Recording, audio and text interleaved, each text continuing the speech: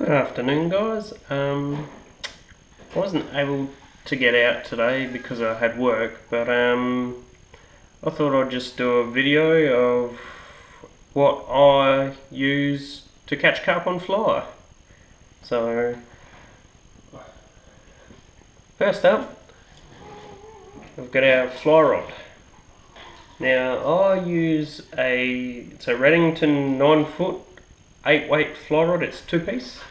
The reel's got a drag, but it's left-handed at the moment, which doesn't really quite suit me, but I will put a video up later on of how to change it to a right-handed reel. I use just bright orange, just fluoro orange fly line that just came on the reel. I bought it as a setup from Rain Ann's about 5 or 6 years ago. Just 8-weight fly line, does the job really nice. Moving on to the leader, it's just 12-pound platinum nylon mono line that I use. I just go about 3/4 of the length of the rod, just so that you can cast it and you can still have your fly on the hook eyelet, and then it just makes it easier for when you're transporting it in the car, or you just want to walk along and don't have everything hanging everywhere and you still want your fly line out from the tip. And now we move on to the fly. This is a dry fly. It's a bread fly purchased from Spot On Fishing Tackle. Yeah, that's all it is. It just sits on the surface after you've burleyed for the fish to get them on the bite, and you just put it in amongst the bread that's floating on top of the water, and they come up, and if you get lucky enough, they'll eat it.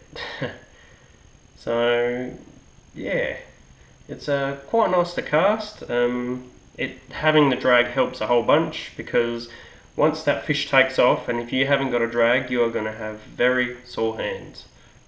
So the drag helps an awful lot. I'll also show you a quick clip of how I burley for the carp as well. It's not really hard, it's just throwing bread on the water, but you've got to get them biting before you can use a dry fly, or some people use wet flies, sinking flies, but I haven't really had much luck on sinking flies, so I just use dry flies, and it's worked for me so far. So yeah, anyway, thanks for watching, and I'll see you next time. Bye.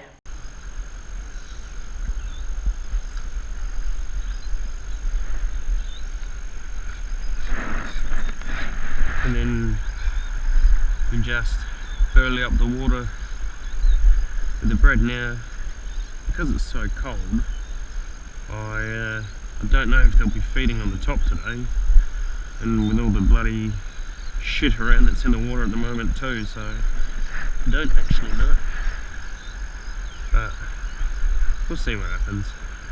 We can only try.